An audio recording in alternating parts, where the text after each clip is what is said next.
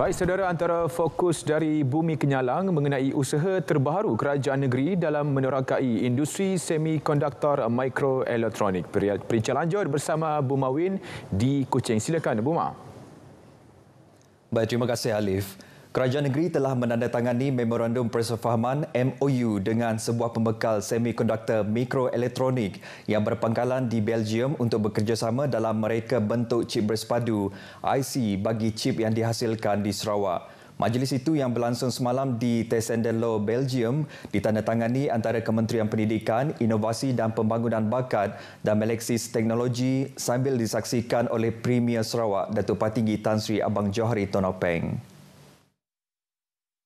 Premier dalam ucapan ringkasnya memberitahu kerjasama itu penting dan merupakan langkah terbaik bagi membolehkan Sarawak mendapat manfaat daripada pembangunan reka bentuk chip yang berkemungkinan akan berasal dari Sarawak pada masa hadapan.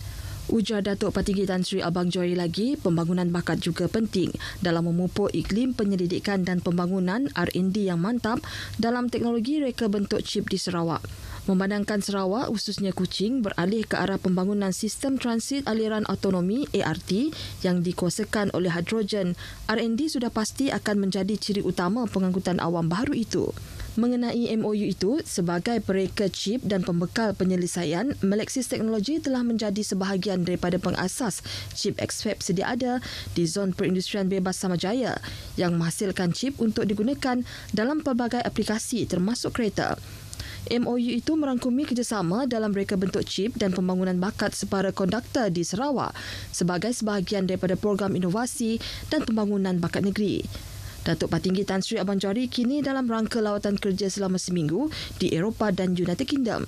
Turut serta dalam lawatan itu, Timbalan Premier Datuk Amar Awang Tengah Ali Hassan, Menteri Pendidikan, Inovasi dan Pembangunan Bakat Datuk Roland Sagawiin serta timbalannya Datuk Francis Hardin dan Dr. Anwar Rapai. Sarawak juga dijangka bakal menandatangani satu lagi MOU berkaitan cadangan pembangunan pelabuhan baru di Kuching.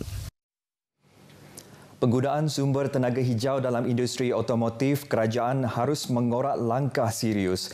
Timbalan Menteri Tenaga dan Kelestarian Alam Sekitar Dr. Hazlan Abang Hibni berkata, ini termasuk memperkenal dasar tenaga hijau lebih efektif dalam industri itu dan menggalakkan pembangunannya. Dengan adanya komitmen kerajaan dalam penggunaan kenderaan elektrik sel bahan api FCEV, beliau yakin negara mampu berdepan dengan perubahan iklim selain penyusutan sumber fosil dunia kini. That the government must do something. The government mesti buat sesuatu untuk menggalakkan penggunaan electric vehicle. Jadi contohnya saya cakap dekat Norway, bila kita pergi Norway, 75% of kereta di Norway adalah electric vehicle. 75%. And they could do it in 4 years.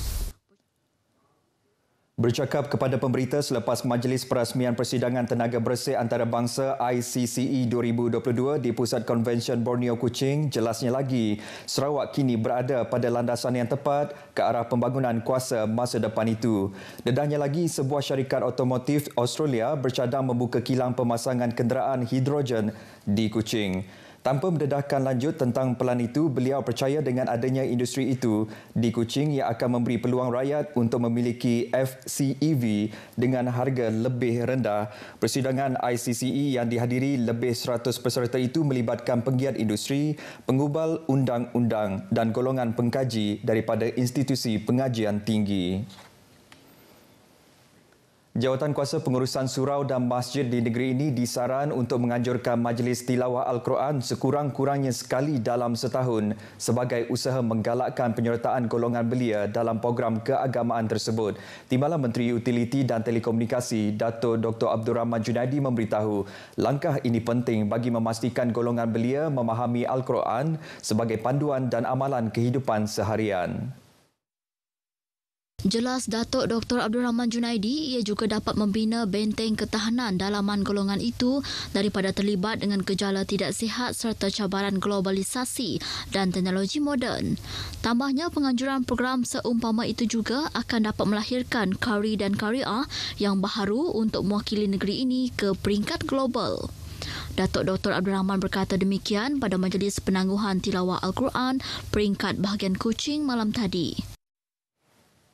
Gejala buli yang berlaku di sekolah perlu ditangani secara bersama dengan melibatkan pelbagai pihak. Timbalan Pengarah Sektor Pembangunan Murid Jabatan Pendidikan Negeri Sarawak, Zamzaitul Akmal Hisham Ahmad berkata, ia menuntut kerjasama bersepadu antara pihak sekolah, jabatan dan agensi kerajaan, ibu bapa serta keseluruhan komuniti.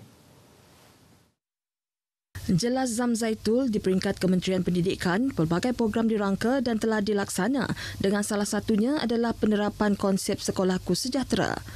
Ia bertujuan mewujudkan suasana sekolah yang selamat, aman, bersifat membina dan inklusif ke arah kesejahteraan masyarakat.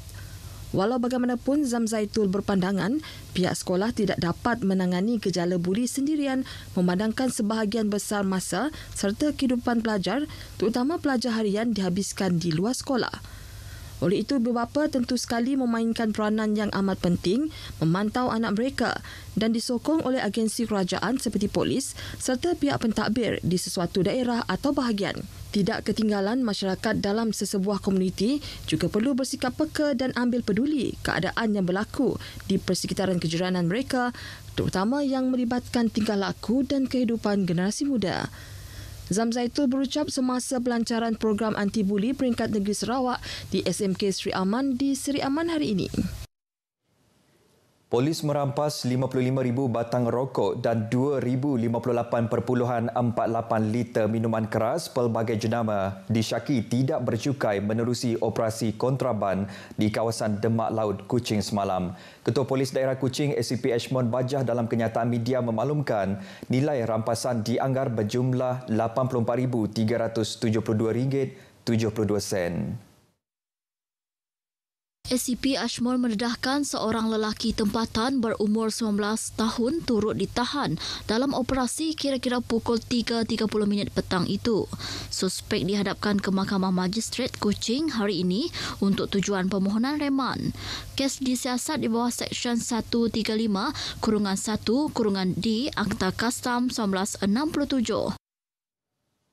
Baik, berhasrat mengangkat semangat dan hati anak-anak Penan di kawasan Bintulu, Tatau, Sebauh dan Belaga melalui program Mojing Kenin 2022 yang diadakan selama 3 hari bermula hari ini. Program tersebut merupakan anjuran bersama Jabatan Pendidikan Negeri Sarawak, JPNS, Unit Perancang Ekonomi Sarawak, Pejabat Pendidikan Daerah Tatau Sebauh dan Persatuan Pembangunan Tipun Penan Sarawak. Ia turut dibantu Pejabat Residen bahagian Bintulu dan Kapit serta Pejabat Daerah Bintulu, Tatau dan Belaga.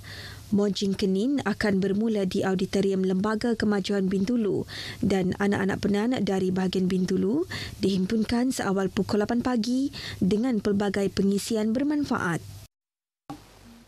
Maya paginya program bakal ke program motivasi akan diberikan biak Penan di bahagian Bintulu terlebih dahulu keterubah ialah untuk bahagian Bintulu yang ngagai 3 buah daerah bahagian Bintulu Tatau Sebauh dengan Bintulu lah. Anak-anak Penannya akan digumpul ba Auditorium Bintulu pagi pergilah sampai ke Lemai. Sehari ajaknya? Sehari tapi program tu Mojing Kenin tu ukai untuk program one off tapi secara berterusan hari pendidikan lah. Majlis perasmian Mojing Kenin akan disempurnakan oleh Timbalan Menteri di Jabatan Premier Sarawak, Jefferson Jamit Unyat, sebelum rombongan konvoi Mojing Kenin berangkat ke penempatan semula bakun Sungai Asap. Demikian menurut penyelaras program Mojing Kenin, Serina Keti, semasa ditemu bual penyampai radio Ruth Ampong di YFM Bintulu. Sementara itu pada Khamis, program Mojing Kenin diteruskan di Sekolah Menengah Kebangsaan Bakun sebelum berangkat ke penempatan masyarakat Penan di Lusong Laku Murum yang mengambil masa perjalanan sehingga 5 jam menaiki kenderaan pacuan 4 roda. Di Sekolah Kebangsaan Lusong Laku, pelbagai aktiviti turut dijalankan, khususnya berkaitan kesedaran pendidikan kepada ibu bapa dan anak-anak Penan. Serina yang juga anak Penan kelahiran Jelalong Tubau memaklum program tersebut turut mendapat sokongan pihak Malaysia LNG, Sarawak Energy Berhad serta beberapa syarikat swasta yang lain. Baik saudara, sekian berita dari Sarawak. Kita kembali bersama Alif di Angkasa Puri. Silakan Alif. Terima kasih Bu Mawin.